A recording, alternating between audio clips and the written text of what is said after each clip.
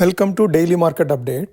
సెన్సెక్స్ 320 పాయింట్లు లాభపడి 83,014 దగ్గర క్లోజ్ అయితే, నిఫ్టీ 93 పాయింట్లు లాభపడి 25,424 దగ్గర క్లోజ్ అయింది. వేరేస్ బ్యాంక్ నిఫ్టీ 234 పాయింట్లు లాభపడి 55,727 దగ్గర క్లోజ్ అవ్వడం జరిగింది. ఈరోజు నిఫ్టీలో లాభపడిన షేర్ల విషయానికి వస్తే, ఎటర్నల్, జొమాటో 2.92% లాభపడగా, హెచ్డిఎఫ్సి లైఫ్ 2.22%, సన్ ఫార్మా 1.75%, సిప్లా 1.31%, ఇన్ఫీ 1.23% లాభపడిన స్టాక్స్లో ఉండగా, నష్టపోయిన స్టాక్స్ విషయానికి వస్తే కోల్ ఇండియా 1.69% నష్టపోగా, బజాజ్ ఫైనాన్స్ 1.33%, ట్రెంట్ 0.93%, టాటా మోటార్స్ 0.92%, టాటా కన్జ్యూమర్స్ 0.69% ఈరోజు నష్టపోయినట్లో ఉన్నాయి. Please like, share and subscribe the channel for more content.